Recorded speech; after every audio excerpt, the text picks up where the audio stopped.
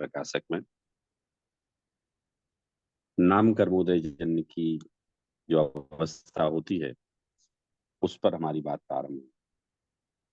Last time हमने काफी discuss किया था इस पे अपने आयु क्षय पे। तो उसमें आयु का जो अपकर्षण हो जाता है उस पे भी चर्चा की थी हमने। और साथ में ये भी देखा था कि सर्वज्ञ ने जैसा ज्ञान में देखा है वैसे ही होता है, भले ही आयु का अपकर्षण हो गया हो तो भी। उसके बाद हमारी नामकर्म संबंधी चर्चा चलनी है। लास्ट टाइम मैंने बताया था नामकर्म जो है बहुत डिटेल में है। नामकर्म सबसे ज्यादा भेद नामकर्म के ही होते हैं,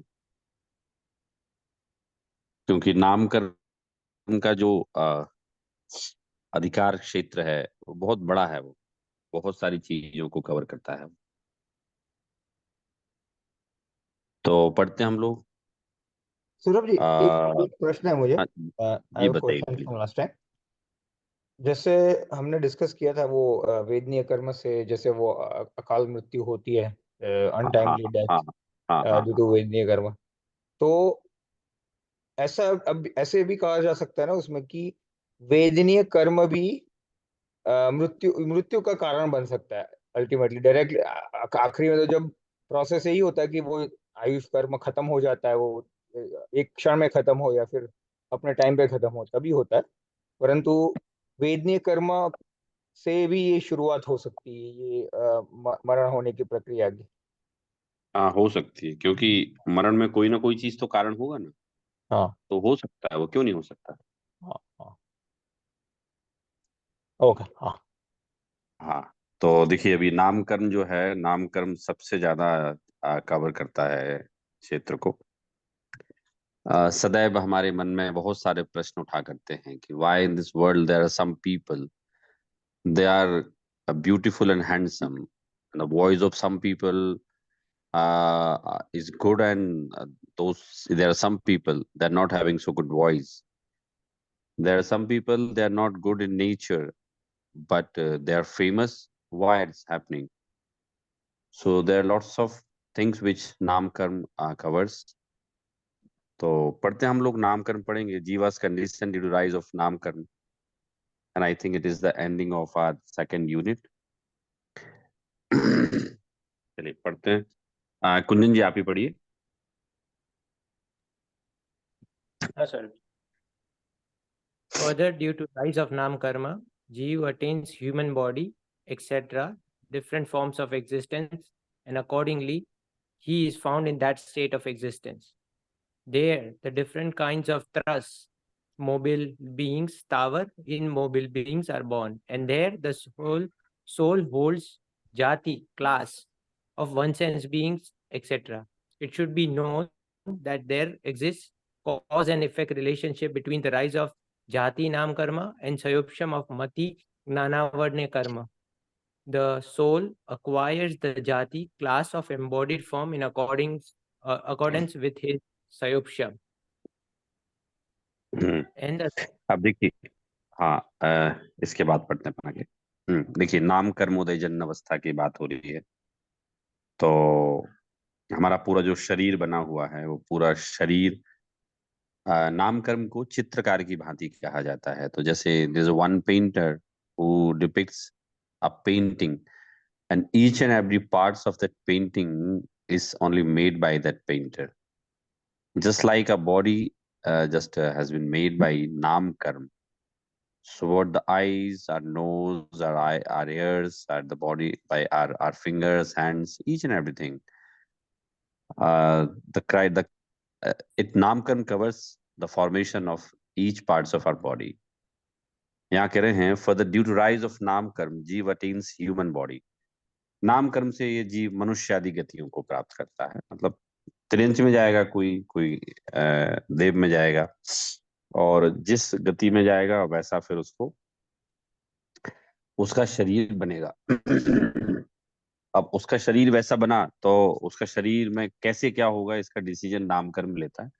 नामकर्म अपने आप से कुछ नहीं करता। ये तो हम लोग जो अभी वर्तमान के परिणामों से जो कर्मों का बंधन करते हैं वो नाम कर्म उसके लिए जो रिस्पॉन्सिबल है, हमारे परिणाम रिस्पॉन्सिबल है। ये हम लोगों ने पहले डिस्कस किया था कि जो भी कर्म बंधते हैं वो सारे के सारे कर्म हमने ही तो बांधे हैं ना। जैसे हम लोग अभी समय सार में चर्चा करेंगे जब आएगा प्रश्न, तो उसमें ऐसा है कि भाई आत्मा करता है कि नहीं है, कर्ता कर्म अधिकार पढ़ेंगे ना। तो आत्मा करता है कि नहीं है, तो बोले करता है भी और नहीं भी है। तो कहा कि पर का करता तो ये है नहीं, हाँ लेकिन स्वयं का करता है ना। तो उसमें ऐसा है कि अ, अज्ञानी अपने अज्ञान भाव का करता है और ज्ञानी अपने ज्ञान भाव का करता है।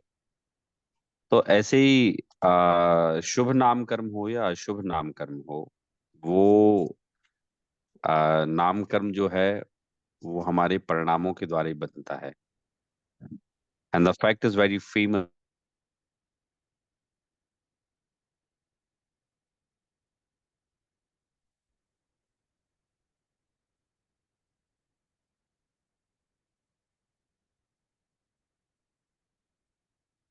मनुष्य हैं, और वो इसमें तो आया है, पंडित जी ने कहा है कि further due to rise of नाम कर्म जीव अटेन्स ह्यूमन बॉडी। नाम कर्म के उदय से ये जीव जो है मनुष्य गतियों को प्राप्त करता है। Different form of existence, and accordingly he is found in that state of existence. There are the different kinds of trust, mobile being, स्थावर, immobile beings are born. भाई वो उस पर्याय में अपनी उसकी जो अवस्था होती है, वो वैसे त्रस और स्थावर में विशेष उत्पन्न होता है। फिर वहां एक इंद्रिय को भी धारण करता है, मतलब जिस गति में जाता है, मनुष्य आदि गति है ना, तो मनुष्य एक इंद्रिय बना तो एक इंद्रिय जाति को धारण करता है। और इस जाति कर्म के उदय से जो है मति ज्ञानावरण के क्षयोपम को निमित्त नैमित्तिक जानना, मतलब वो जिस गति में जाता है उसका क्षयोपम वैसा हो जाता है।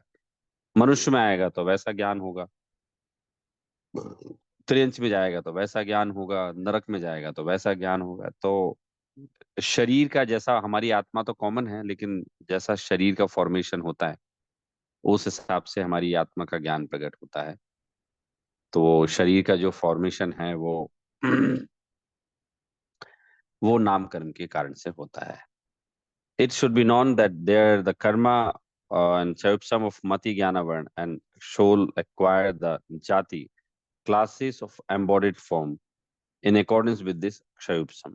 तो जिस गति में जैसा शरीर होगा वैसे एक क्षयुपसम उसका होगा। तो चलिए आगे पढ़ते हैं, कुंजन जी पढ़िए आगे।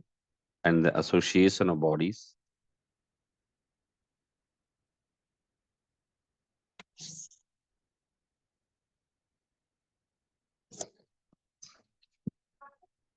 हाँ कुंजन जी पढ़िए आगे का। And the association of bodies takes place. The atoms of body and pradeshas, special units of the soul, get bonded in one form, and the soul, by getting contracted or expanded, becomes equal to the extent of the body. And in no karma from a form of body, the appropriate positions of different limbs and sublimbs are found proportionately. From this, only the touch, taste, etc. material senses, dravya indriyas, are formed, and in the heart, place a material mind, dravya man, of the shape of a lotus flower into 8 petals is found. And in the same body itself, particular shape, etc., particular color, complexion, or grossness, subtleness, etc., produced. Thus, the atoms transform into body form undergo such type of modifications. देखिए अब ये detail में दे रहे हैं, हमने जो बात करी ना उसी चीज को ये डिटेल में बता रहे हैं। And the association of bodies takes place.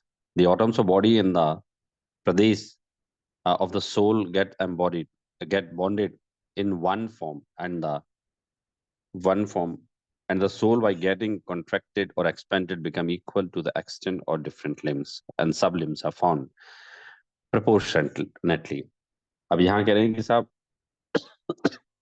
जो नामकरण जो है कैसा होता है वो, तो जो शरीर से संबंध होता है, हम जिस गति में जाएंगे ना वैसा शरीर हमें मिलेगा। स्त्री के शरीर में जब ये आत्मा जाती है तो स्त्री जैसी हो जाती है, पुरुष के शरीर में जाती है तो पुरुष जैसी हो जाती है, त्रिंज में जाती है त्रिंज जैसी हो जाती है। कहने का तात्पर्य यह है कि आत्मा जिस गति में जाती है उस गति जैसी हो जाती है। जब मुझे बहुत छोटे का याद है, मतलब मैंने जब जैन फिलोसफी जैन दर्शन पढ़ना स्टार्ट ही किया था, तो ये मेरा क्वेश्चन रहा करता था कि अ, भाई यहाँ एक जैन दर्शन एक और ऐसा बोलता है कि ऑल सोल्स आर इक्वल, और दूसरी ओर ये भी बोलता है कि मनुष्यों में बुद्धि ज्यादा होती है, प्रिंचों में उतनी नहीं होती। मतलब क्षयुप समुहार उतना ज्यादा नहीं होता है, सम्यक दर्शन प्राप्त कर सकते हैं, लेकिन ऐसे देखें तो we are more talented than other गति। देव गति तो एक अलग कैटेगरी के, नरक और त्रिंच की बात करें तो हम त्रिंच की बात कर लेते हैं।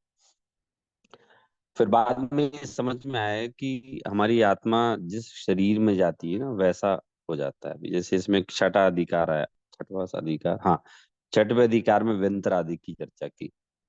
तो वो भी जब मैंने स्टार्टिंग में पढ़ा था, मैं जब जयपुर में था, तो मैंने वहां भी एक क्वेश्चन किया था कि यूजुअली ऐसा देखा जाता है कि किसी को व्यंतर बाधा हो जाती है, तो वो व्यंतर उस भाषा को कैसे बोलने लगता है।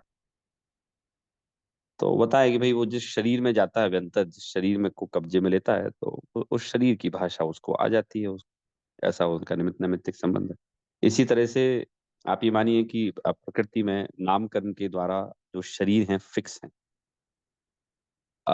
मतलब हमारे जो मनुष्य गति के जो परमाणु है ना वो फिक्स फिक्स हैं। वो मनुष्य गति में भी स्त्री और पुरुष के जो परमाणु हैं वो फिक्स हैं, कि भाई अगर स्त्री नामकर्म है तो कैसा होगा वो, और पुरुष नामकर्म है तो कैसा होगा।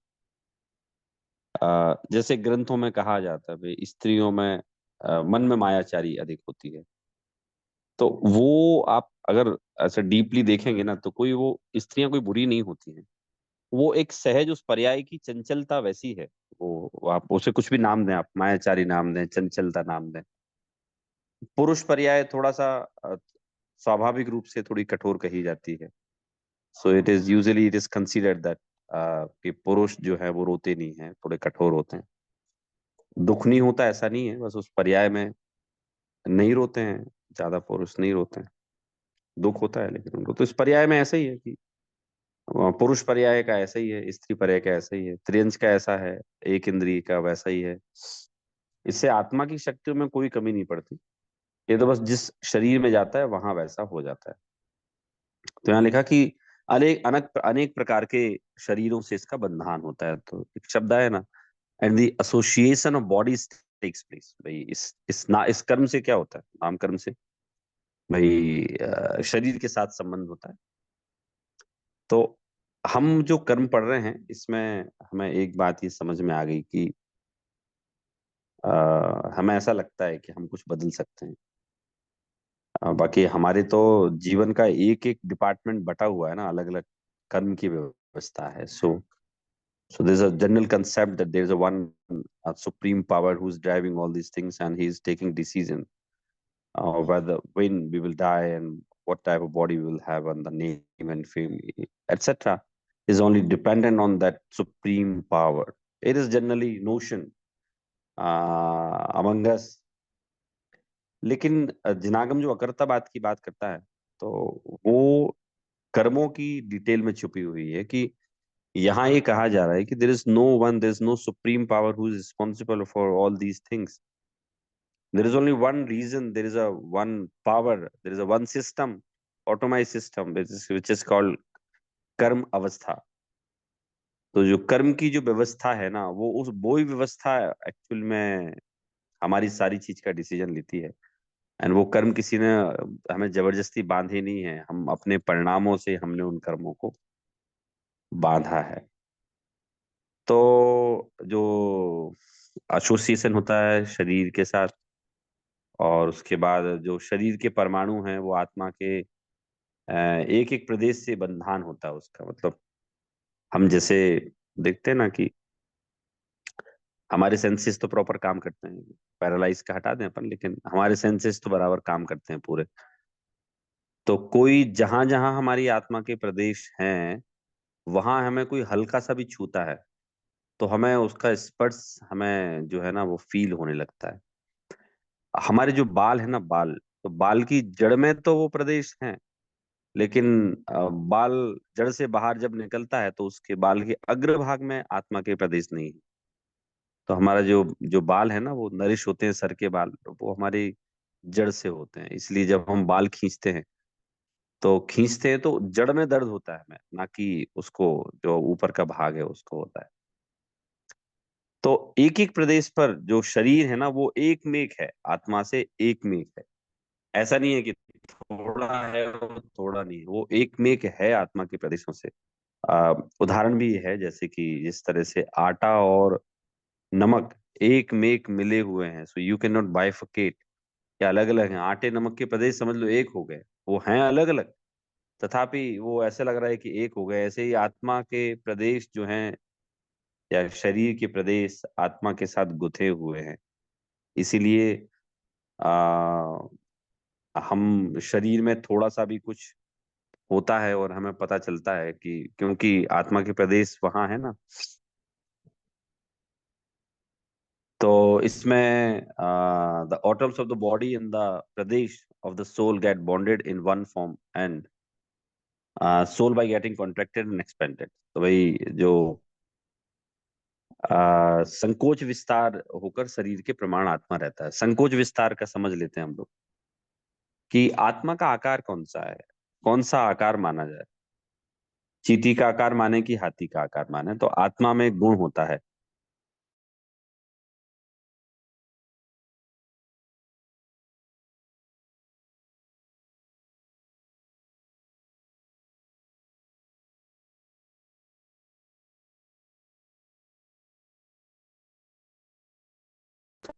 कि वो जो रबड़ रहती थी बड़ी, जो रबड़ बैंड रहता था, तो उसे ऐसा सर जी, ऐसा आपकी खींच आवाज के। कट गई थी। आप कुछ बोल रहे थे। हेलो, हाँ अभी सर जी, आई। थोड़ी आवाज कट गई थी। आप जब आकार की बात कर रहे थे ना, फिर कट गया। हाँ आकार, तो देखिए जो आ, रबड़ बैंड जो होता है ना, तो आत्मा जो असंख्यात प्रदेशी है, उसका जो प्रदेश है असंख्यात है। तो जो रबड़ बैंड रहता है ना, रबड़ बैंड कैसा रहता है, आप थोड़ा खींचो। तो अपन जब छोटे थे तो उस समय तो बिंदास रहते थे हम लोग। तो उस समय हम लोग रबड़ बैंड बहुत खींचते थे, और वहां तक खींचते थे कि वो टूटने की कगार पे जब तक ना आ जाए। तो हमें उसमें एक बात पता चलती थी कि ये रबड़ बैंड कहाँ तक फैल सकता है, इसकी इसकी लास्ट सीमा कहाँ तक फैलने की है। इसी तरह से अगर कोई पूछे भी आपकी आत्मा की लास्ट सीमा कहाँ तक फैलने की है, तो हमारी आत्मा का जो विस्तार हो सकता है ना, वो असंख्यात प्रदेश तक हो सकता है। तो कब होता है, तो बोले केवली समुद्घात के समय जो है ना, वो आत्मा अपने असंख्यात प्रदेशों को एक्सपांड कर लेता है। तो ये मैक्सिमम कैपेसिटी। फिर भी आत्मा में संकोच विस्तार गुण तो है ही ना। जब चींटी के शरीर में जाता है तो आत्मा चींटी के आकार का हो जाता है, और जब महामच्छ 12 योजन लंबे चौड़े महामच्छ के शरीर में जाता है तो महामच्छ जैसा हो जाता है। वही सेम आत्मा जब चींटी के शरीर में रहता है तो छोटा रहता है, और जब कोई बड़े प्राणी के शरीर में आए तो वही आत्मा विस्तार करके बड़ा हो जाता है। तो इससे संकोच विस्तार की बात है कि सब संकोच विस्तार कैसे चलता है। तो ऐसे चलता है संकोच विस्तार कि ये जो आत्मा है, इसके अनेक प्रदेश होते हैं, और इन अनेक को असंख्यात कहते हैं हम। ऐसा वो असंख्यात प्रदेश ही होता है आत्मा, और संकोच विस्तार रूप होकर शरीर प्रमाण आत्मा रहता है। तो संकोच विस्तार होके कि भाई आपकी आत्मा भी असंख्यात प्रदेशी है, मेरी आत्मा भी असंख्यात प्रदेशी है। तो असंख्यात प्रदेश की पावर में तो कोई डाउट है ही नहीं किसी को। लेकिन फिर भी जिस शरीर जैसा होगा ना, तो आत्मा के प्रदेश भी वैसे ही रहेंगे। 6 फुट वाले के आत्मा के प्रदेश 6 फुट वाले रहेंगे, और 5 फुट वाले के 5 फुट के उसके आत्मा के प्रदेश रहेंगे। फिर उसके बाद कह रहे हैं यहाँ, एंड द नो कर्म forms of body and appropriate positions of different limbs and sub limbs are found proportionally। क्या कह रहे हैं कि भाई अभी शरीर में आ गए, अब नाम कर्म और कौन सा काम करता है। तो बिल्कुल हमारे अंग हैं, उपांग हैं। अंग उपांग कैसे कहलाते हैं, मैं आपको सिंपल सा एग्जांपल दे रहा हूँ। अंग तो हो गया हाथ, ठीक है, और उपांग मतलब हो गया हाथ की उंगलियां। अंग मतलब हाथ, उपांग मतलब हाथ की उंगलियां। तो जो नामकर्म है वो शरीर के अंग और उपांगों को योग्य स्थान पे जहां जैसे बनाना होता है वैसे ही बनाता है। और जिस शरीर के प्रपोर्शन में जैसे अंग उपांग विकसित होते हैं और वैसे ही होता है। कुछ एक्सेप्शनल केस आप छोड़ दीजिए कि we have witnessed some abnormal baby and उनके जो लिम्स थे ना वो अलग कैटेगरी के थे। आंख नहीं थी, कि कभी कभी नाक नहीं रहती है, ओंठ कटा हुआ आता है।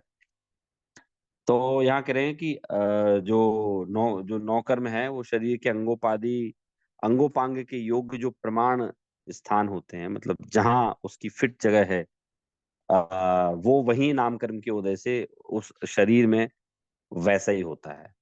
ठीक है, जैसे हम लोग देखते हैं ना कि हमारा हमारा जो डीएनए है, वो हमारा डीएनए हमारे पेरेंट्स का है, फादर का मान लेते हैं अभी। तो जैसे हमारी तो एक भक्ति भी है कि पिता झलक जो पुत्र में दिखती। So generally, it is considered that a son is a complete replica reflection of his father. Mummy पे भी जा सकता है वो, लेकिन मैं तो जस्ट एक एग्जांपल दे रहा हूँ to explain tell about the नामकरण। तो वो फिर उस बच्चे को, उसके बेटी को या बेटे को उसके पिताजी की जो शक्ल मिली है। तो काफी टाइम हम ऐसा देखते हैं कि जो जैसा क्षेपसम पिताजी का है तो वैसा बेटा भी होशियार है। तो कह सकते हैं कि भाई उसके शरीर के, मतलब आप लोग की भाषा में कह सकते हो उसका भाई ब्रेन ऐसा है इसलिए वो बुद्धिमान है। तो हम कह सकते हैं कि वो मनुष्य गति में आया और उसका जैसे शरीर की जैसी बनावट है उस हिसाब से उसका क्षेप सब अधिक कम है। वो बढ़ता घटता रहता है, वो ऐसा कोई रूल नहीं है। तो ये नामकरण। वहां पे और एक बात हम कह सकते हैं कि हम पूर्व भव के जो एसोसिएशन है और वो नामकर्म से भी ऐसा हम मानते हैं कि कि जो एक परिवार में होते हैं वो ऑलमोस्ट जैसे हम आदिनाथ भगवान का ले के उनके भरत और बाहुबली के साथ, तो वो मतलब वो नामकर्म के साथ भी ये भी जुड़ा हुआ था, ऐसे मान सकते हैं, राइट? हाँ, मतलब नामकर्म का अगर हम ऐसे देखेंगे तो वो हमारे द्वारा कमाए हुए ही है। और जो माता पिता का शरीर हमें मिलता है, माता पिता से हमारा शरीर बना है, तो वो एग्जैक्टली हम अपने पिता माता जैसे भी हो सकते हो, नहीं भी हो सकते। काफी सारे केसेस ऐसे देखे जाते हैं कि वो नहीं भी मिलते हैं। लेकिन यहाँ तो पंडित जी ये कह रहे हैं कि भैया वो नामकर्म जो है अंग उपांग और जहाँ जैसे जो होना चाहिए, तो वो अपने हिसाब से ही चलता है वो नामकर्म। मैं तो फिर एक निमित्त की अपेक्षा बता रहा था आपको कि वो पिता जैसा होता है, तो इसलिए कहते हैं कि पिता झलक जो पुत्र में दिखती। तो नामकरण ने ये डिपार्टमेंट दे रखा है। तो अब इस बात से मतलब हम ये नामकरण पढ़ेंगे तो बहुत अच्छी चीज क्लियर होने वाली है हमें कि अगर हमारी लंबाई कम है या ज्यादा है, हम गोरे हैं या काले, ठीक है, हमारी आवाज अच्छी है या बेकार है, इसमें खेद करने की कोई आवश्यकता नहीं है। जो भी चीज जो भी हमारे जीवन में प्राप्त है वो सब नाम कर्म से, नाम कर्म ने बना के दिया ना। चित्रकार है, उसने हमारा चित्र ऐसा ही बनाया, हम क्या करें। तो इस संबंध में मैं सबको ये बोलना चाहता हूँ कि भाई हम लोग, हमारा जैसा शरीर है ना, हम खेद नहीं करें। और किसी का अगर बहुत अच्छा है तो वो मान नहीं करे। अधिकतर लोग तो करते हैं मैं अच्छा नहीं दिखता, अच्छा नहीं दिखता, और कोई मान करता है मैं बहुत अच्छा दिखता हूँ। तो मैं तो उनको ये की बात यही समझाता हूँ, यही बोलता हूँ कि भाई आपकी ये मान्यता ही गलत है, मैं अच्छा नहीं लगता, या कोई घमंड करे कि मैं अच्छा लगता हूँ, तो उसकी मान्यता इसलिए थोड़ी सी गड़बड़ है कि भाई आपके नामकर्म से ही तो आपको शरीर मिला है ना, इसमें आपने क्या किया। और जैन जैन आगम तो अकर्तावादी है। आप भगवान को दोष दें कि भगवान ने आपका शरीर ऐसा बनाया, तो it is a false statement. If anyone thinks that my body has been created by any god, so it is not truth but false statement which cannot be accepted by any scholar person. Saroj, एक तो प्रश्न। हम्म जैसे काफी लोग अगर अपने चेहरे से या कुछ बॉडी में कुछ पार्ट से संतुष्ट नहीं होते, तो आजकल प्लास्टिक सर्जरी, कॉस्मेटिक सर्जरीज करवा के फिर उसको थोड़ा अलग अलग सा दिखने लगता है, या ज्यादा अच्छा लगने लगता है उनको उस तरीके से। तो वो भी नाम कर्म का ही उदय मानेंगे क्या? हाँ देखिए, आप मतलब अभी प्रीतेश जी हमारे साथ में मेडिकल फील्ड से, तो वो लोग भी वही कर पाते हैं जो उस बॉडी में पॉसिबल हो। मतलब वो आउट ऑफ द वे जाके तो नहीं कर सकते ना, जो पॉसिबल हो वो ही कर पाते हैं वो। तो मॉडिफिकेशन हुआ मान लो, तो वो नामकर्म का ही पार्ट है, तो अलग से तो कौन आएगा। तो नाम कर्म का जिस तरीके से उसमें उदय हुआ, उसमें नौ कर्म में वो प्लास्टिक सर्जरी उसके नौ कर्म बनी। हाँ मतलब नामकर्म का ही है। अब इसमें अपन ऐसा भी देखें, देखिए वो तो प्लास्टिक सर्जरी होगी, लेकिन हम ऐसे देखें तो जैसे काफी बच्चे ऐसे होते हैं बचपन में एकदम अलग दिखते हैं, और जब बड़े होते हैं ना तो एकदम अलग दिखने लगते हैं। तो वहां भी तो बदलाव हुआ ना। मतलब हम यहाँ बदलाव कह रहे हैं, प्लास्टिक सर्जरी से बदलाव हुआ, और बदलाव भी तो उसी नामकर्म से बनी हुई बॉडी में हुआ। पॉसिबल था इसलिए हुआ, तो अल्टीमेट वो तो नामकर्म की कैटेगरी में जाएगा वो। मतलब जितना नामकर्म अलाउ करेगा उतनी होगा। मतलब ऐसा तो नहीं हो सकता कि किसी की गर्दन काट दी और वो गर्दन की जगह कोई घोड़े की जोड़ दी, वो जी रहा है, तो वो तो नामकर्म अलाउ ही नहीं करता। वो तो आप थोड़े बहुत हेर फेर कर लो आप, वो हो सकता है। तो हम्म सौरभ जी, और एक हम्म प्रश्न ये होता है, स्त्री होना, स्त्री बनना या पुरुष बनना, स्त्री का शरीर होना या पुरुष का शरीर होना, ये हम्म भी नाम कर्म का ही पार्ट होगा ना? बराबर बराबर। तो आजकल जेंडर चेंज ऑपरेशंस भी होते हैं। तो Pritish, can you shed more light on gender change operations, जो जेंडर अफर्मिंग सर्जरीज जो होती है कुछ, कि उसमें क्या होता है, क्या करते हैं वो लोग, और उसमें टेक्निकली जेंडर चेंज होता है, फिजिकली क्या होता है उसमें?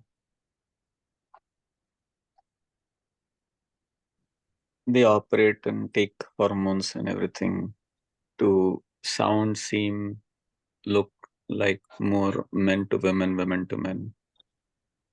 तो उसमें एक्चुअल ऑर्गन चेंज होता है, यानी ऑर्गन चेंज भी हो जाता है उसमें? ऐसा होता है? बॉडी बॉडी में क्या चेंजेस करते हैं वो सर्जरी में? मतलब सर्जरी प्रजनन करके अंग में चेंज होता है क्या? प्रजनन प्रजनन अंग जो है वो बदलते हैं क्या? मुझे प्रजनन अंग पता नहीं को एक्चुअली में, इसलिए I can not comment anything on that. Surgery करके वो उसको चेंज करने की कोशिश करते हैं। अच्छा, हम्म। तो जैसे जैसे कोई मान लो द्रव्य नामकर्म उसका पुरुष का था, अब उसने स्त्री अपने आप को बना लिया, तो हम्म। उसको हार्मोन्स का इंजेक्शन दिया गया, ठीक है। जी। जी। तो हार्मोन्स का इंजेक्शन देने से उसके ब्रेस्ट आ गए। इसके अलावा हम्म। फिर जो प्रजनन अंग है, तो हम्म। प्रजनन अंग भी वैसे ही बन जाता है क्या वो? नहीं, वो सर, सर्जरी करके प्लास्टिक सर्जरी करते हैं। इसको जेंडर अफर्मेशन सर्जरी बोला जाता है कॉमनली मेडिकल टर्म्स में, जेंडर अफर्मेशन सर्जरी। लेकिन तो वो इसमें बच्चे तो पैदा नहीं कर सकता, कर सकता है क्या बच्चे पैदा वो? नहीं। नहीं, हाँ नहीं हो सकता, ठीक है। कभी नहीं। हाँ, बच्चे पैदा नहीं हो सकते, परंतु और काफी हद तक वो कर देते हैं, यानी हो लगने लगता है व्यक्ति। ऐसे लोग करवाते हैं कि जिनको पहले से ही लगता है कि अगर पुरुष के शरीर में, मगर उनको लगता है कि मैं स्त्री हूँ, या स्त्री के शरीर में मुझे लगता है मैं पुरुष ही हूँ, तो ऐसे लोग ज्यादा इसको करवाते हैं। और ये थोड़ा कंट्रोवर्शियल टॉपिक भी है, कुछ कुछ स्टेट्स में या यूएस में उसको बैन करके रखा है, और कुछ कुछ स्टेट्स में अभी चलता भी है। और डिबेटेबल टॉपिक है कि कुछ स्टेट्स, कुछ लोग यहाँ कहते हैं, एक पार्टी कहती है नहीं नहीं ये ऑप्शन होना चाहिए सबको, कुछ कहते हैं नहीं नहीं दिस इज अगेंस्ट नेचर, नहीं करना चाहिए। ऐसा थोड़ा डिबेटेबल टॉपिक है ये भी। जैसे हाँ अबॉर्शन तो यहाँ बहुत डिबेटेबल टॉपिक है, ऐसे ये भी बहुत डिबेटेबल टॉपिक है। हाँ तो मैंने यही कहा ना, बॉडी में जो हो सकता है नामकरण ने जो अलाउ किया है वो ही कर सकते हैं। अब आप जैसे मैंने पूछा ना अभी प्रीतेश जी से कि भाई वो प्रजनन क्षमता हो जाती है कि भाई बच्चे पैदा कर सकते हैं क्या? वो नहीं कर सकते, नेचर ने अलाउ नहीं किया उनको। उस चीज में ठीक है। आपने पुरुष मतलब आपने इंजेक्शन लगा के आपने थोड़ी स्त्री के पार्ट पार्ट उगा लिए आपने, तो ठीक है, वो नामकरण में उतना अलाउ कर रखा था, समझ लो कि अगर आप ऐसा हार्मोन इंजेक्ट करते तो ऐसा हो जाएगा। लेकिन जो नहीं हो सकता वो नहीं हो सकता। तो इसमें फिर मन की बात भी बता रहे हैं, बढ़िया, मतलब सौरभ जी, मन और का एक भी प्रश्न आया होता कि है, और एक हाँ प्रश्न बोलिए होता है इसमें। बोलिए। तो एक प्रश्न ये भी होता है कि काफी टाइम पे कुछ लोग ऐसे पैदा होते हैं कि उनको बचपन से ऐसा लगता है कि वो है तो पुरुष या स्त्री, या लड़का या लड़की है, मगर उनको लगता है कि वो अपोजिट जेंडर के हैं। अंदर से उनको फीलिंग ऐसे आती है, जैसे उस पर काफी मूवीज भी बनी है ऐसे ऐसे टॉपिक्स पे। तो उसमें कौन सा रोल क्या प्ले करता है? अंतरंग से उनको जो भावना हो रही है, वो तो नाम कर्म नहीं है ना, वो तो पुरुष वेदनीय या स्त्री वेदनीय या नपुंसक वेदनीय कर्म से उनको ये भाव लग, मुझे ऐसा फील होना कि मैं या स्त्री हूँ या पुरुष हूँ, वो तो नाम कर्म का हिस्सा नहीं है ना। नाम कर्म तो सिर्फ शरीर देता हाँ है, वो बाहरी शरीर। तो स्त्री पुरुष वेद भाव वेद बोल सकते हो हाँ। उसको। अभी तो जैसे आपने बोला ना, मैं एक आपको इसे लाइव ऐसे एग्जांपल मानते हैं बोलता ना हूँ। कि भावलिंग को हम द्रव्यलिंग से मैच करने की वो ट्राई कर रहे हैं, राइट? क्योंकि वो दोनों अलग हो सकते हैं। नहीं नहीं, मैं जैसे एक आपको एक एक एग्जांपल बोल रहा हूँ।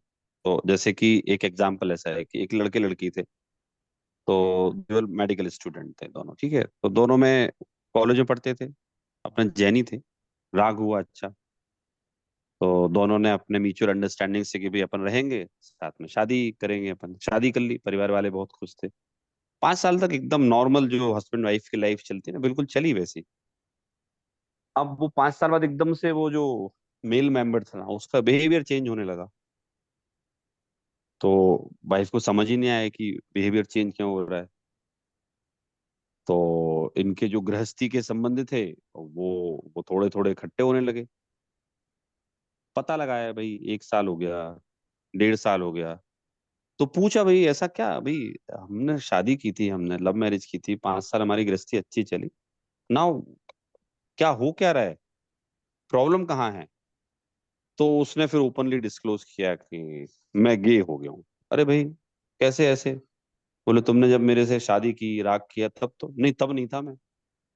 अब मुझे ऐसा लगता है कि मैं वो हूँ, मुझे ऐसा फील होता है अभी। तो वो हो सकता है 3 साल बाद फिर चेंज हो जाए उसके भाव। तो द्रव्य वेद तो वैसा था, भाव वेद बदल गया उसका।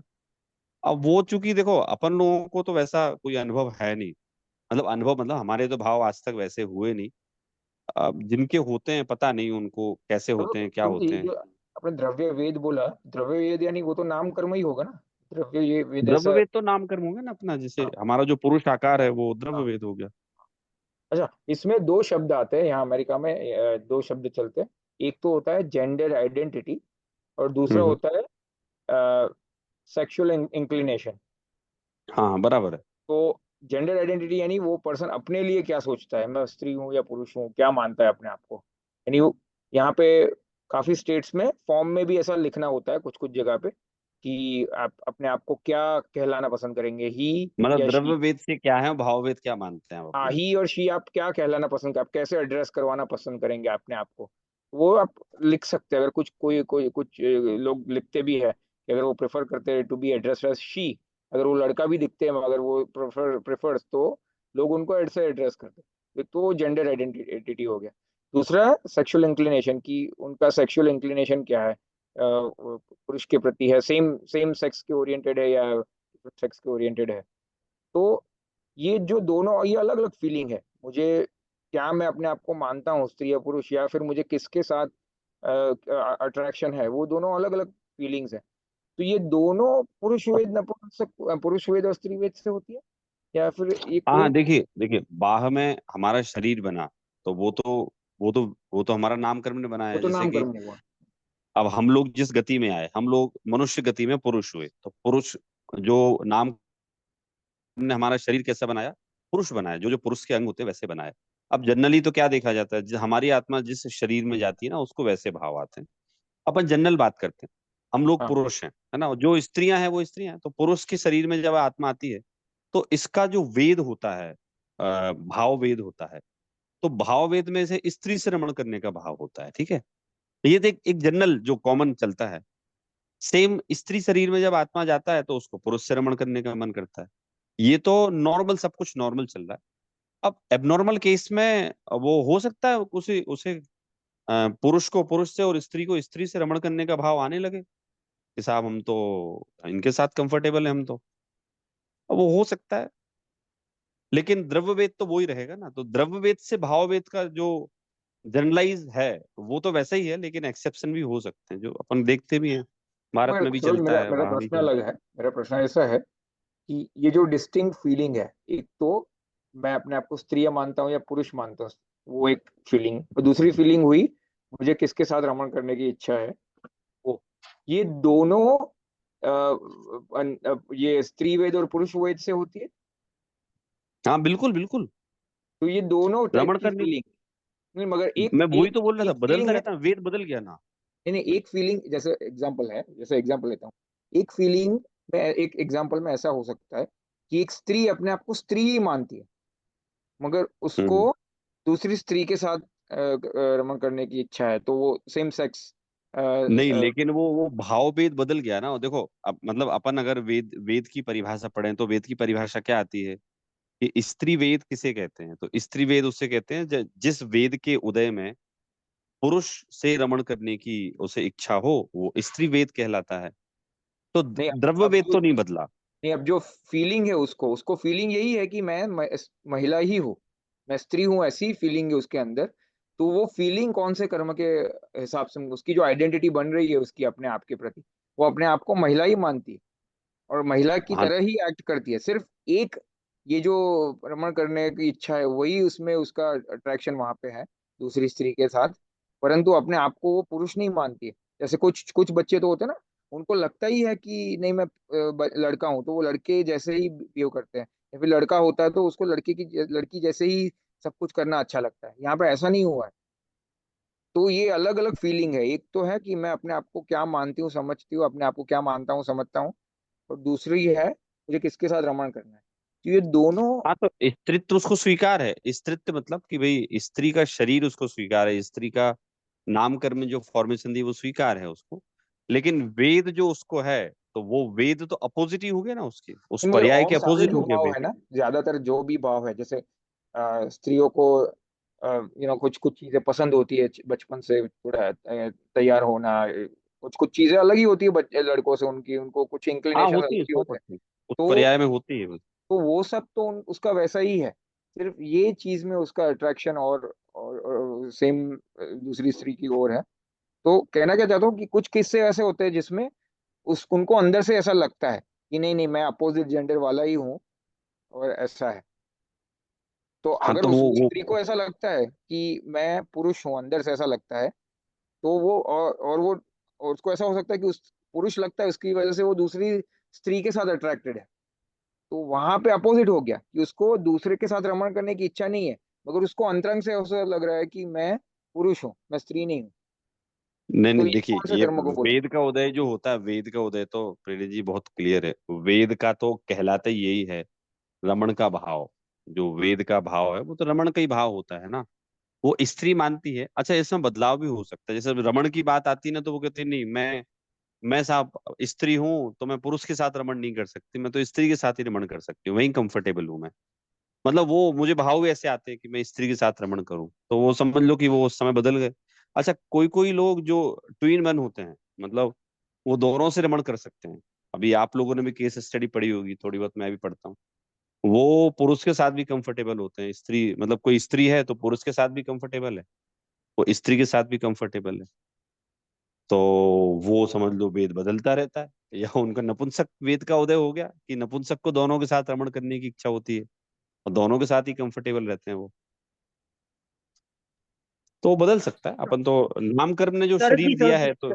सर जी, यहाँ पे एक प्रश्न ऐसा आता है कि जब बॉर्न होते हैं तब एक जो हम वेद मानते हैं वो स्त्रीलिंग या वो बराबर है, वो द्रव्य वेद है वो। वो वो द्रव्य वेद है, और फिर जो हम्म। भाव होते हैं वो चेंज भी होते रहते हैं। हाँ, अब केस तो ऐसे देखे जाते हैं, होते रहते ठीक है सर। सौरभ जी, मगर दो केस है यहाँ पे। जैसे एक स्त्री है हैं। जिसको ऐसा लगता है कि मैं पुरुष ही हूँ, और उसको हम्म। दूसरी स्त्री के साथ का संभोग करने की इच्छा है। हम्म। एक तो ये केस है। दूसरा हम्म। केस ये है कि उसको लगता है कि नहीं मैं तो, उसको ऐसा लगता है कि नहीं मैं तो स्त्री ही हूँ, मैं पुरुष नहीं हूँ, मैं स्त्री हूँ, मगर उसको फिर भी स्त्री के साथ इच्छा है। तब इसमें कौन सा, ये दोनों केसेस में कौन सा वेद लगाएंगे, कैसे लगाएंगे? देखिए, नाम कर्म तो जो है वो नाम कर्म तो उसका स्त्री का है, तो उसने नाम कर्म को तो वो स्वीकार तो कर ठीक है, वो लिया। तो क्लियर है, वो तो जैसा आकार है ठीक है। वैसा ही शेप कहलाएगा अब नामकरण। वेद की तो मैंने आपको परिभाषा बताई ना। वेद का मतलब क्या होता है? वो वेद जो होता है वो रमण करने का, वेद का संबंधी रमण करने के भाव से है। तो तो रमण करने के भाव से ऐसा क्या मानते हैं, अपने आप को पुरुष मानते हैं, स्त्री मानते हैं, उससे वेद को कोई फर्क नहीं पड़ता? हाँ, अब वो तो है, मतलब सामने ही दिख रहा है ना कि वो अपने आप को क्या मानते हैं। दैट डजंट, वो कहते हैं साहब हमारे अंदर जो भाव आते हैं ना, स्त्री है तो कहती है साहब मुझे स्त्री से रमण करने के भाव आते हैं। तो वो वेद उनका जो कौन सा वेद हो गया, वो पुरुष वेद हो गया ना उनका, तो भाव वेद। मगर देखो एक क्यों? और एग्जांपल लेता हूँ, जैसे अभी कुछ बच्चों का भी ऐसा केसेस आता है। वो बच्चे जब छोटे होते हैं तो लड़का होता है कोई, तो लड़के को चूड़ियां पहनना, तैयार होना यही ज्यादा पसंद आता था, और उसके मम्मी पापा उसको बहुत डांटते थे, कभी मारते भी थे, क्या कर रहा है, लड़की वजह से कर रहा है, लड़की वजह से बिहेव कर रहा है। मगर उसको वही ऐसा अंदर से यही फीलिंग होती थी। और अब उस टाइम पे अभी रमण करने की तो इच्छा है कि कोई बात ही नहीं, क्योंकि वो उम्र भी नहीं आई है। मगर ये बहुत छोटी अवस्था की बात है कि 4 5 साल, 6 साल, 7 साल की भी बात है। तो अभी तो यही हो रहा है, अभी तो वो एज भी नहीं है ये कि रमण करने की उसकी इच्छा हो, मगर उसको अंदर से ऐसा लगता है कि नहीं मैं तो लड़की हूँ। तो ये जो उसको ये भाव आते हैं कि मैं लड़की हूँ, रमण करने की तो अभी बात ही नहीं आई है, तो फिर वेद तो आएगा नहीं ना वहां पे। नहीं नहीं, इसमें देखिए, ये तो देखो, बालक पने में तो हम लोगों ने बचपन में लड़कियों के नहीं खेल नहीं, खेले, बालकपन ही नहीं, लड़कियों ने इनको तो लड़कों के ऐसा खेल। सौरभ जी ये जेन्युइन फीलिंग्स है। ये ऐसा नहीं कि वो हम्म। प्ले प्ले कर रहे हैं, इनको जेन्युइनली ऐसा होता है अंतरंग में कि नहीं मैं लड़का हूँ, उनको कंफर्ट ही वही होता है। जैसे लड़का है अगर उसको फीलिंग ये है तो वो वही करते हैं, बहुत तो नेचुरल है वो, ऐसा नहीं है कि वो सिर्फ खेल खेल में कर रहे हैं, ये रियल केसेस होते हैं। प्रीतेश कैन यू हाँ, तो शेड इस लाइट, अगर you know such, you heard of such cases?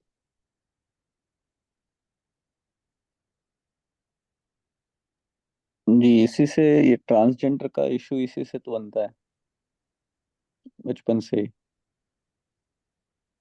कि what do you identify as. हाँ तो मेरा कहना ये है, यहाँ पे दो डिस्टिंक्ट फीलिंग्स है। एक तो what do you identify yourself as, आपको अंदर से क्या लगता है, दूसरा आपको किससे अट्रैक्शन है फिजिकली। तो ये अलग अलग फीलिंग है। तो वेदनीय जो द्रव्य, जैसे वेद वेद कर्म है जो पुरुष वेद या स्त्री वेद, तो वो तो आपने बताया वो तो अट्रैक्शन से संबंधित है, किसके साथ उसको अट्रैक्शन हो रहा है। मगर अभी भी मुझे ये समझ में नहीं आया कि उसका ये अंदर से अंतरंग से फील होना कि मैं स्त्री हूँ या पुरुष हूँ, ये कौन से कर्म से होता है, ये अभी मुझे समझ में नहीं आया। मेरा प्रश्न ये है। हाँ हाँ, देखिए, ये तो देखिए, अपन जैसे बहुत छोटे की बात करें, 8 साल पहले की बात करें, तो एक अलग केस है। लेकिन अपन हम ऐसे लगाए ना, तो 8 साल 9 साल के बाद बच्चों में ये सेंस भी डेवलप होने लगता है। मतलब आपके यूएस में तो कुछ ज्यादा ही ओपन है। तो आप मतलब काफी सारी केस स्टडीज आती हैं कि 14 14 15 15 साल की जो लड़कियां हैं वो प्रेग्नेंट हो गई वो। तो मतलब 8 9 साल से, अब जैसे हम लोग छोटे थे तो हमें भले ही ध्यान ना हो, लेकिन 9 साल से 10 साल से तो ये भाव आना चालू हो ही जाते हैं ना। मगर ये सौरभ जी, अच्छा, रमन। ये टेंडेंसीज तो बहुत कम छोटी उम्र से होती है, यानी छोटी उम्र से ही उनको उनके प्रेफरेंसेस ये हो जाते हैं। जैसे मेरी बेटियां है, मैं अगर उनको कार्स दूंगा, गाड़ी देखूंगा, लाइक दूंगा कि प्ले विद द कार्स, और साथ में डॉल्स, तो वो लोग तो मुझे वो कार की ओर देखेगी भी नहीं, वो लोग डॉल्स ही खेलती है ज्यादातर। उनको ये वही पसंद आता है, उनको यानी वो लड़कियों वाले खिलौने ही पसंद आता है। एक नेचुरल इंक्लिनेशन है उन लोगों का। वैसे मैं क्या बोल रहा हूँ कि जो ऐसे केसेस होते हैं ना, उसमें बहुत छोटी उम्र से ये टेंडेंसीज पाई जाती कि उनको, अपने को लगता है कि ये तो लड़का है, मगर वो लड़कियों जैसे ही काम कर रहा है बहुत छोटी तीन उम्र। चीजें हैं प्रेरित, आई थिंक सौरभ जी, तीन चीजें होती है। एक तो हम्म आपकी जो फिजिकल लिंग एक है, फिर हम्म। दूसरा आप फिजिकल लिंग के विपरीत खुद को जानते हो या तो उसकी तरह ही आपको खुद को जानते हो, और तीसरी चीज है किससे आप रमन करना चाहते हो। तो ये जो हम्म पहले वाली लिंग वो क्लियर है, किससे रमन करना है वो हम्म। क्लियर है। और खुद को आइडेंटिफाई करना ये किस में आता है, ये नाम में आता है या मोहनी में आता है। नहीं, वेदनी में आएगा वो। क्या नाम से इसका अपना, वेद का ही उदय माना जाएगा। ये इसलिए माना जाएगा कि वो मोहनी का। बचपन से जो, हाँ, वो बचपन से अपने अपोजिट, जैसे क्या होता है, जैसे हम लोग पुरुष हैं, तो हम लोग कंफर्टेबल अपने से अपोजिट के साथ रहते हैं, ठीक है। स्त्री हैं, वो अपने से अपोजिट के साथ कंफर्टेबल रहती है। अभी क्या हुआ, वो है तो स्त्री, बचपन से है स्त्री, लेकिन पुरुषों जैसी हरकतें करती है वो। तो वो क्या बोलते, उसके अंदर में कौन से भाव आ रहे हैं, उसके स्त्रियों के भाव आ रहे हैं कि पुरुषों के भाव आ रहे हैं, वो उसका उदय जो, भले ही वो रमण ना करे, लेकिन अल्टीमेट वो अपने आप को क्या फील करती है।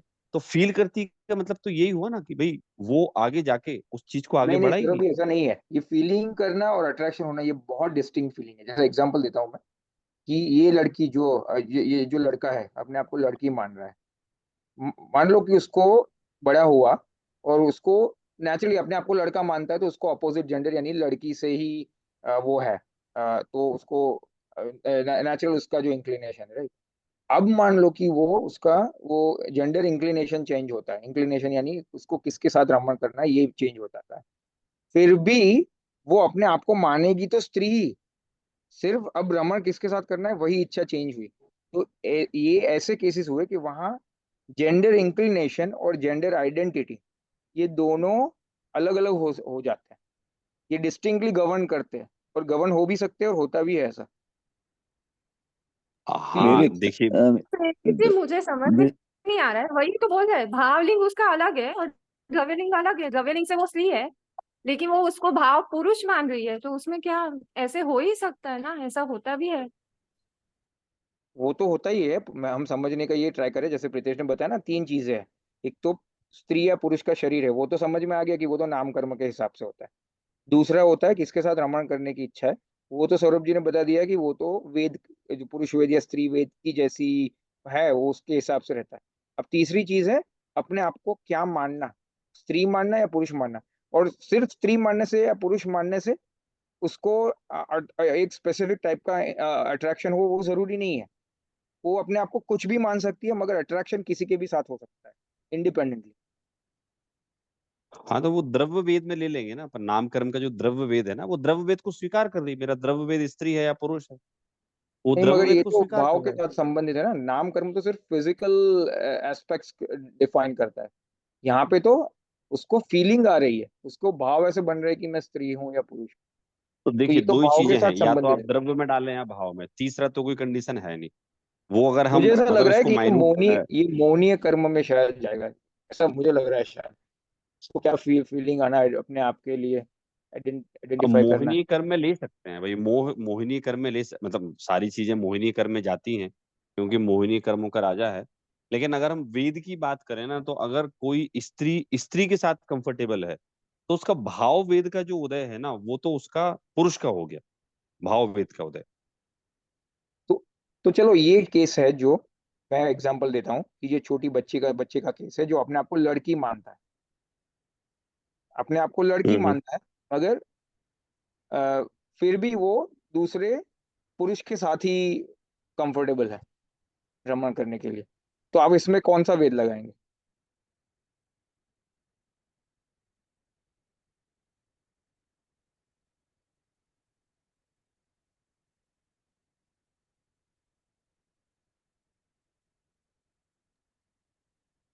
हेलो। हाँ हेलो। हेलो। हाँ, मैं रिपीट करता हूँ एग्जांपल कि वो हाँ हाँ प्लीज लड़का बताइए। है, फिजिकली लड़का है, तो वो हुआ नाम कर्म उसका, नाम कर्म के हिसाब से। अब उसको फीलिंग आ रही है लड़की की, उसको तैयार होना है, उसको बिंदी लगानी है, उसको चूड़ियां पहननी है, सब करना है, मगर रमण करने की इच्छा है दूसरे पुरुष के साथ है। तो अब इसमें कौन देखिए सा वेद मतलब, लगाएंगे? मैं जहां तक मैंने जो केसेस देखे हैं समझे हैं, वो मैंने केसेस कैसे देखे। अभी एक हमारे इंदौर के आसपास एक केस हुआ। देखिए। हेलो। हाँ हाँ बोलिए। देखिए एक हमारे इंदौर के आसपास एक केस हुआ, मैं आपको बता, थोड़ा पिक्यूलर है, अलग से केस है कि भाई एक लड़की की शादी हुई, ठीक है, यहाँ पास में गांव है। तो लड़की की शादी हुई, तो वो हस्बैंड वाइफ बन गए भाई। अब इनकी गृहस्थी चलने लगी भाई, साल 6 महीने हो गए, ठीक है। फिर भाई 1 साल बाद, 1.5 साल बाद, उस घर की भतीजी और चाची अचानक गायब हो गए। तो भाई कहाँ गए भाई, वो तो चाची भतीजी को मंदिर के दर्शन कराने ले गई थी, भतीजी 16 साल की रही होगी, और ले गई वो, क्या बोलते, मंदिर कराने के दर्शन ले गई। रिपोर्ट हुई, पुलिस ने इन्वेस्टिगेशन की, तो ये पता चला कि वो जो है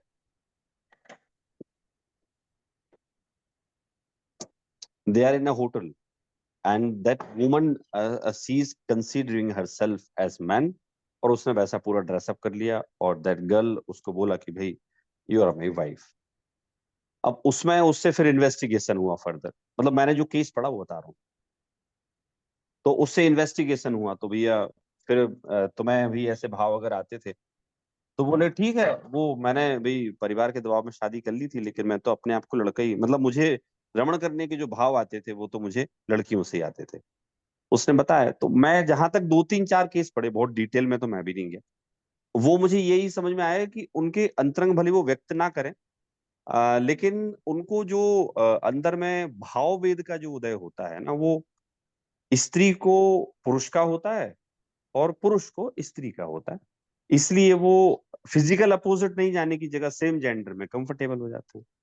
नहीं मगर सौरभ जी अब वो ऐसा अपने हो सकता है ना, ये जो केस बोल रहा हूँ ये केस तो ऐसा है कि अपने आप को मान रहा है स्त्री, फिर भी दूसरी स्त्री के साथ ही कंफर्टेबल है। वो पुरुष है, अपने आप को मान रहा है स्त्री, परंतु दूसरी स्त्री के साथ ही कंफर्टेबल है। तो ऐसे भी केसेस होते हैं। और बाय भी हो सकते हैं, बायसेक्सुअल भी हो सकते हैं कि उनको दोनों के साथ रमण करने की इच्छा हो, वो भी हो सकते हैं। तो तो वो नपुंसक वेद का उदय हो गया, और क्या ये मान सकते नहीं, नपुंसक वेद में तो हैं। नपुंसक के साथ रमण करने की इच्छा होती है ना, वो नहीं नहीं, नपुंसक वेद की परिभाषा ये है कि जिसमें जिसको स्त्री और पुरुष दोनों से रमण करने के भाव हो, वो नपुंसक वेद कहलाता है। नपुंसक नपुंसक से रमण नहीं करता है ना, हाँ। नपुंसक अच्छा। को स्त्री और पुरुष दोनों से रमण करने के सेम भाव होते हैं। हाँ। वो उतनी कंफर्टेबल स्त्री के साथ रहता है, उतना ही कंफर्टेबल पुरुष नहीं के मगर साथ सौरभ रहता जी, आपने जो केस बताया वो अलग है, मैं जो केस कह रहा हूँ वो अलग है। मेरे केस है। में तो यही है कि वो है पुरुष, शरीर से अपने आप को स्त्री मान रही है, परंतु उसका इंक्लिनेशन, अट्रैक्शन फिर भी दूसरी स्त्री के साथ ही है। ऐसे अब केस में मानरी में देखिए, एक ऐसा भी देख सकते हैं हम इसमें प्रिय जी की, जैसे भाई उसके शरीर का आकार जो द्रव्य वेद है वो तो स्त्री है। अब उसे ये पता है कि भाई मैं स्त्री का शरीर मुझे मिला है, तो मैं सुंदर काय में लगूंगी, भाई मैं तो इसी स्त्रियों के आभूषण में, स्त्रियों की वेशभूषा में लगूंगी। क्योंकि नामकर्म का उदय जो पुरुष और स्त्री का होता है, जनरली वो ऐसा होता है कि जिन आभूषणों में, जिन वेशभूषा में स्त्री अच्छी लगती है वो ही अच्छी लगती है, और जिसमें पुरुष अच्छे लगते हैं पुरुष ही अच्छे लगते हैं। मतलब मैं भारतीय परिधान की बात कर रहा हूँ, वेस्टर्न ड्रेस की बात नहीं कर रहा हूँ। तो ऐसे ही उसे कि भाई मैं तो जो सुंदर दिखूंगी, तो सुंदर तो मैं आभूषणों में दिखूंगी, सुंदर तो मैं जो स्त्रियों के ड्रेस होता है उसमें लगूंगी, तो वो सुंदरता का भाव हो गया वो। और अंतरंग में जो भाव है वो अलग है, तो दो ही वेद हो सकते हैं, एक द्रव्य वेद एक मुझे भाव मुझे वेद। ऐसा लग रहा है कि इसमें मोहनीय क्यों आएगा, क्योंकि यहाँ उसका अट्रैक्शन है, अट्रैक्शन नहीं यानी वो फिजिकल अट्रैक्शन की बात नहीं कर रहा हूँ। उसको जो जो जो चीजें करने में रुचि है, रुचि यानी तैयार होना, बिंदिया लगाना, या फिर चूड़ियां पहनना, या फिर लड़कियों जैसे कपड़े पहनना, तो उसकी जो रुचि और उसका जो उसको करने का जो फीलिंग है, वो बन रहा है कि मुझे ये टाइप के कपड़े पसंद है, मुझे ये टाइप की चूड़ियां पसंद है, ये टाइप का बिंदी, मुझे बिंदी पसंद है, ये टाइप के खिलौने पसंद है। तो ये मोहनीय कर्म का प्रकार लग रहा है, क्योंकि मोहनीय कर्म हाँ ही हाँ डिपेंड बिल्कुल, क्या मतलब लग रहा है क्या। मोहिनी तो आएगा ही, इवन वेदनीय में भी मोहिनी इंक्लूड है भाई। हाँ। मोहिनीय का मतलब क्या होता है? मोहिनीय मतलब राग, किसी पर पदार्थ में सुख मानने का भाव। हाँ। तो इसमें मोहिनी लगाने में कोई इशू थोड़ी, मोहिनी तो वेदनी में भी मोहिनी लगेगा, इसमें भी मोहिनी लगेगा, मतलब मोहिनी तो सब जगह इन्वॉल्व है ही ना। हाँ, नहीं मगर वो अलग प्रकार का मोहनीय लग रहा है, जैसे मोहनी में प्रकार है ना। नहीं ये भी ठीक है, आप बिल्कुल कहना सही है कि साहब वो मोहिनी है, साहब शरीर से उसको राग है, तो वो वैसा सच सवर रहा है, तो अपने आप को स्त्री स्वीकार कर लिया, बराबर है वो। हाँ। मोहिनी हम लगाते हैं तो कोई उसमें इशू नहीं है। हाँ, तो तीन चीजें हो गई अपनी। कंक्लूड करते हैं तो एक तो शरीर होता है, वो तो नाम कर्म के हिसाब से। फिर जो भ्रमण करने की इच्छा है, सेक्सुअल अट्रैक्शन है, वो हो रहा है पुरुष वेद, स्त्री वेद या नपुंसक वेद वेद वेद, से। हाँ वेद और बराबर। तीसरा है अपने आप को क्या मान रहा है, स्त्री मान रहा है, पुरुष मान रहा है, उस अनुसार आचरण कर रहा है, तैयार होना, वो सब वो ऐसे कपड़े पहनना, वो सब है। जो मोहनीय कर्म में और जो प्रकार पाए जाते हैं, राग, जो होता है जिस ये चीजों में, उस उसमें ले सकते हैं, राग उनका उसमें है। हाँ मोहिनी में आ सकता है, मतलब मुझे तो अभी तक जो केसेस सुनने को मिले, मुझे तो ऐसे मिले, बाहर में उसका जेंडर जो है स्त्री या पुरुष है, और अंदर में वो मानता है अपने आप को उससे उल्टा मानता है। आप मतलब आपने एक तीसरा केस बताया कि वो मानता स्त्री है, लेकिन जब रमण करने की बात आती है तो वो फिर और अब ये तो क्या हुआ, अब यहाँ पे आके पता चला। पहले तो मुझे इतना पता था कि हाँ, जैसे जेंडर इंक्लिनेशन यानी सेक्सुअल इंक्लिनेशन बोलते हैं, वो हो सकता है किसी का किसी के भी साथ हो सकता है। कोई गे सेम सेक्स मैरिज करते हैं या फिर सेम सेक्स अट्रैक्टेड होते हैं, वो तो मालूम था। फिर हमने बहुत यहाँ पे और चीजें देखा कि न्यूज में और फॉर्म्स में, कि जेंडर इंक्लिनेशन और वर्क प्लेस में हमारे को ट्रेनिंग होती है, स्पेसिफिक ट्रेनिंग होती है। जेंडर इंक्लिनेशन और जेंडर आइडेंटिटी को अलग से डिफाइन किया जाता है, और क्लियरली दिखाया जाता है कि कुछ लोग अपने आप की जेंडर आइडेंटिटी ये मानते हैं और कुछ लोगों का जेंडर इंक्लिनेशन ये भी हो सकता है। तो ये पूरा हमको ट्रेनिंग दी जाती है वर्क प्लेस में कि आप किसी को कैसे किसके साथ बर्ताव करें कि जिससे किसी को दुख नहीं हो, हर्ट नहीं हो, और वर्क प्लेस हाँ में इश्यूज बराबर है, नहीं हो। बराबर है, तो इसी बराबर है वजह से वो। पता चला कि ये जेंडर आइडेंटिटी और जेंडर इंक्लिनेशन, ये दोनों अलग अलग अलग चीजें हैं और अलग अलग वो पाई जाती है। अच्छा, इसमें इसमें देखो, मैं इसमें एक चीज बताऊं। जैसे एक बहुत बड़े राइटर हैं, अपने हिंदी के राइटर हैं, आचार्य रामचंद्र शुक्ल, क्या नाम उनका। तो उनने एक निबंध लिखा है, रामधारी सिंह दिनकर, बहुत बड़े फिलोसफर हैं। तो उनने एक चीज लिखी है कि अ, स्त्रियों ने जो मर्दाना व्यवहार चालू किया है, उसके कारण से पुरुष स्त्रियों से विमुख होकर पुरुषों की तरफ आकर्षित हो गए हैं। तो एक उनने भी ये पॉइंट उठाया था, ये वाला। अब उसमें हम क्या लगाएंगे भाई, उनके भाव बदल गए, या वो स्त्रियों के मर्दाना व्यवहार से डर के भाई पुरुषों के साथ कंफर्टेबल होने लगे। सब नहीं होने लगे, कुछ होने लगे। तो ऐसा होता होगा कि भाई जिनके मन में पहले से भाव होंगे, वो वाले वेद के उदय होंगे, तो वो स्त्रियों के मर्दाना व्यवहार से डर के वही फिर पुरुष पुरुष की तरफ चला गया। ऐसा उनने एक निबंध लिखा है, हाँ चिंतन के नए आयाम करके एक बुक है। ऐसा उन्होंने वेस्टर्न वर्ल्ड की के लिए लिखा है स्पेशली। वो उन्होंने यूरोप का बताया था कि यूरोप में पूरी व्यवस्था कैसे बिगड़ी, तो वो उन्हें ध्यान दिलाया। तो बढ़िया, अच्छा, लेकिन ये अच्छा है बिल्कुल। सौरभ जी, लेकिन हम्म, पहले के ग्रंथ में या ऐसे कोई रेफरेंसेस नहीं है क्या? ऐसे मुझे ऐसा लग रहा है कि नहीं, जो ऐसे नहीं मिलते। वेद जो होता है, मतलब जो भाव है वो तो कभी भी चेंज होते रहते हैं। तो ये क्या अभी होना ऐसा ये नहीं है, क्योंकि अपन तो नपुंसक वेद तो मान ही रहे हैं जिसमें दोनों के साथ रमण करने का ये भाव हो रहा है। तो ये तो बहुत कॉमन ही होगा पहले भी। हाँ हाँ, भाव। पुराना ऐसा मतलब मिला नहीं, देखो मतलब। और मैं बताऊं आपको, इंडियन हिस्ट्री में जो ये नवाब होते थे ना, नवाब, जो मुस्लिम शासक थे नवाब, तो वो एक कमेंट है ऐसे जस्ट नॉर्मल कि भाई इनके नवाबी शौक है। तो नवाबी शौक का मतलब ही यही होता था कि वो जो नवाब होते थे ना, वो कुछ नवाब ऐसे होते थे नालायक कि वो पुरुषों को ही पसंद करते थे वो। तो बदनाम भी थे इस चीज में वो, तो उनको कहते थे भाई कि नवाबी शौक है। मगर अब सौरभ ऐसे जी, पुराणों में मुझे कहीं नहीं मिला, अपने में भी। हाँ हाँ। था क्या कि एक तो इंडियन सोसाइटी आज से कुछ सालों पहले तक भी ले ले, 40-50 साल पहले तक, तो ऐसी थी कि लोग तो थे मगर पुल के बाहर नहीं आ पाते थे, क्योंकि बहुत वो स्टिग्मा था उस चीज का कि उससे उनको सोसाइटी में उसको आउटकास्ट करना, उनका बहिष्कार हो जाना, उनका वो हो जाना, वो बहुत डर थे। और ऐसी चीजों को क्या होता है कि जब सोसाइटी में ऐसा माइंडसेट होता है, तो कोई भी राइटर होगा वो ऐसे केसेस को कभी लिखते नहीं है, वो कभी भी। तो ऐसे, और अपने शास्त्रों के हिसाब से देखा जाए तो पुरुष वेद और स्त्री वेद का तो उदय वहां पे शास्त्रों में ही लिखा है कि किसी को भी किसी का हो सकता है, पुरुष हो तो भी नहीं नहीं, उसको हो सकता है ना, पुरुष वेद का हो उदय हो सकता है। सकता है। इसमें तो नहीं नहीं, देखिए मैं बोलूँ मिला नहीं, इसका मतलब ऐसा नहीं है कि पहले भाव नहीं होते थे। अगर आप हाँ, खजुराहो तो गए वो हो वहां लोग पे। बाहर नहीं आ पाते थे, सिर्फ इतना ही है। ऐसा होता था, लोगों को भाव तो होते थे और ऐसी प्रवृत्तियां भी होती थी, सिर्फ वो खुल के बाहर नहीं आ पाते थे क्योंकि सोसाइटी की जो अरेंजमेंट, जो व्यवस्था थी, सौ वो परसेंट ऐसी। सही कह रहे हैं। अभी जब खजुराहो का मैंने डिटेल पढ़ रहा था, तो उसमें ऐसा आया था कि खजुराहो में जितने एग्जोटिक जो उनने आइडल्स बनाए हैं, तो उसमें ऐसा था कि वो करने के लिए प्रेरित नहीं कर रहे। उनमें जैसे क्या बताया भाई, स्त्री स्त्री के साथ रमण कर रही है, पुरुष पुरुष के साथ। तो बोले ये जो काम कलाएं हैं ना, ये प्रोहिबिटेड सोसाइटी में। मतलब उस समय करते होंगे ना वैसा।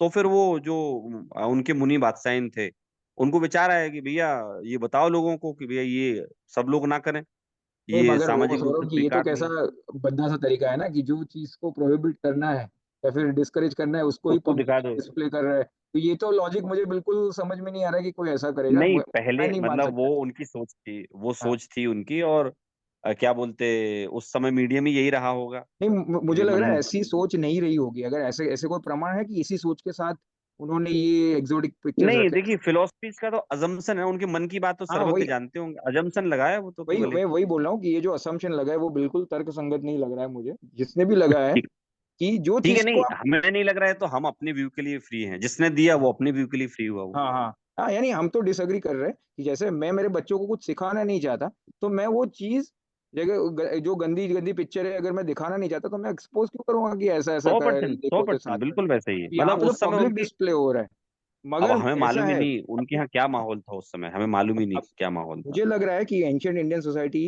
वो काफी एक्चुअली ये जो सेक्सुअल मामले में काफी फॉरवर्ड माइंडेड थी। जो अभी वो जो ओ माय गॉड मूवी जो देखिए ना, पार्ट 2 आई है, उसमें उन्होंने हाँ पूरा हाँ। काम शास्त्र का बहुत कुछ डिस्क्रिप्शन पूरा पुराने काम शास्त्रों से निकाला है कि काम शास्त्र का क्या इम्पोर्टेंस हम्म था, उसकी एजुकेशन, सेक्स एजुकेशन अपने यहाँ बंद हो गई है और वो होनी चाहिए थी, जो एंशियंट टाइम में भी थी, नालंदा में भी थी।